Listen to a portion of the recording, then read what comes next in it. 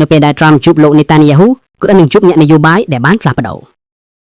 នៅពេលដែលនាយករដ្ឋមន្ត្រីអ៊ីស្រាអែល Benjamin Netanyahu ជួបជាមួយប្រធានាធិបតី Donald Trump នៅសេតមាននៅថ្ងៃច័ន្ទពួកគេនឹងពិភាក្សាអំពីមជ្ឈមបូព៌ាដែលបានឆ្លងកាត់ការផ្លាស់ប្ដូរ radical ប្រធានាធិបតីអាមេរិកនិយាយថាកិច្ចព្រមព្រៀងបញ្ចប់សង្គ្រាមនៅ Gaza ទំនងជាការប្រើ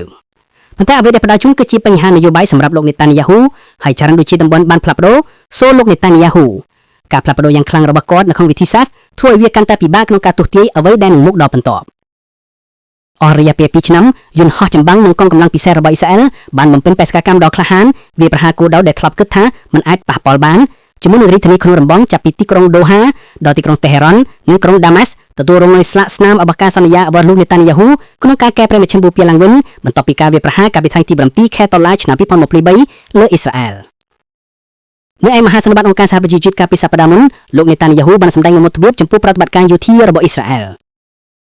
យើងបានវាយប្រហារពួកហូទីយើងបានកំទេចម៉ាស៊ីនភេរវៈមួយភាគច្រើនរបស់ Hamas យើងបានកំភា Hezbollah ដកមេដឹកនាំភាគច្រើននឹងឃ្លាំងអាវុធរបស់វាយើងបានបំផ្លាញគ្រឿងសព្វយន្តរបស់លោក Assad នៅក្នុងប្រទេសស៊ីរីយើងបានរាក់ទាក់កងកម្លាំងស៊ីអ៊ីតរបស់អ៊ីរ៉ង់នៅក្នុងប្រទេសអ៊ីរ៉ាក់ហើយជាងគេទាំងអស់យើងបានបំផ្លិចបំផ្លាញកម្មវិធីអាវុធបរមាណូរបស់អ៊ីរ៉ង់អ៊ីស្រាអែលបានងើបឡើងវិញពីថ្ងៃខ្មៅខៅជាងគេដើម្បីផ្ដល់នូវការត្រឡប់មកវិញทางយោធាដ៏គួរឲ្យភ្ញាក់ផ្អើលខ្លាំងបំផុតក្នុងប្រវត្តិសាស្ត្រការកើនឡើងរបស់ចំនួនថ្ងៃនៅក្នុងសង្គ្រាមរបស់អ៊ីស្រាអែលនៅ Gaza ឆ្លុះបញ្ចាំងអាភាពមួយទៀតរបស់រឿងដោយគ្រាអស់រយៈពេលច្រើនឆ្នាំវិធីសាស្ត្ររបស់លោក Netanyahu នៅក្នុងការធ្វើសង្គ្រាមបានកំណត់ដោយវិធីខ្លីនិងមានចំនួនពិសេសនៅ Gaza ឧទាហរណ៍ប្រតិបត្តិការសសរពីណាពីមុខនៅក្នុងឆ្នាំ2012មានរយៈពេលត្រឹមតែ8ថ្ងៃសង្គ្រាមនៅ Gaza បច្ចុប្បន្ននេះនឹងប្រារព្ធរយៈពេល2ឆ្នាំនៅខែក្រោយរយៈពេលវែងជាងគេក្នុងប្រវត្តិសាស្ត្ររបស់អ៊ីស្រាអែលនៅពេលដែលឡើងកាន់តំណែងនៅក្នុងឆ្នាំ2009លោក Netanyahu បានប្រកាសថាគោលបំណងរបស់គាត់គឺការលុបបំបាត់ក្រុម Hamas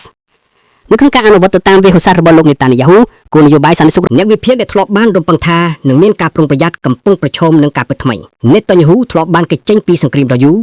និងប្រតិបត្តិការលើដីដោយដឹងពីការចំណាយនិងដើមទុននយោបាយដែលបណ្ដាលឲ្យមានការសន្និដ្ឋានមិនច្បាស់លាស់ឬយកកាំងឥឡូវនេះគាត់បានដេញការពួកគេជាញឹកញាប់ប្រឆាំងនឹងដំបូន្មានរបស់យោធារបស់គាត់នាយសេនាធិការនៃកងកម្លាំងការពារអ៊ីស្រាអែលលោកឧត្តមសេនីយ៍ Ariel Samir បានជំទាស់យ៉ាងដាច់អហង្ការចំពោះការសម្រេចចិត្តចុងក្រោយក្នុងការកាន់កាប់ទីក្រុង Gaza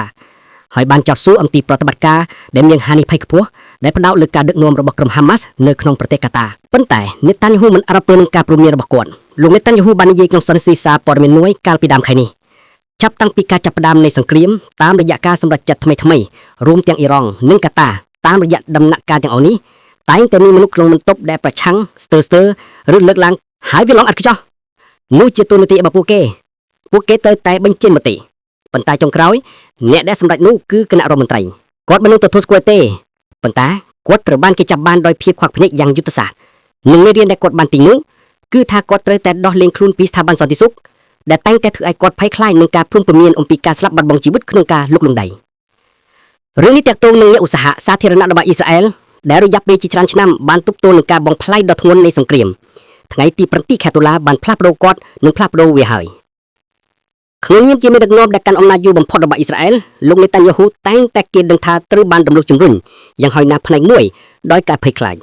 ពីការដួលរលំរបស់រដ្ឋាភិបាលរបស់គាត់បោះឆ្នោតសំណុកសួរដែលប្រឆាំងហើយនឹងឥឡូវនេះខ្លាចការកាត់ក្តីពុករលួយរបស់គាត់ការភ័យខ្លាចនោះបានរីករាលពីការធ្វើផ្លាស់ប្ដូរដ៏ធំធេងជំនួសមកនេះគាត់បានអនុញ្ញាតឲ្យសេដ្ឋកិច្ចរបស់អ៊ីស្រាអែលរុញរាយនិងទទួលទ្រេឌីតសម្រាប់បញ្ជីប្រទេសដែលកំពុងកើនឡើងចង់បានផ្នែកឧស្សាហកម្មបច្ចេកវិទ្យានិងអាវុធ Netanyahu តែងតែមានហើយនៅតែមានហានិភ័យយ៉ាងខ្លាំងគាត់ខ្លាចការផ្លាស់ប្ដូរនិងប្រកាន់ជួបនឹងស្ថានភាពដែលនៅស្ថិតសេ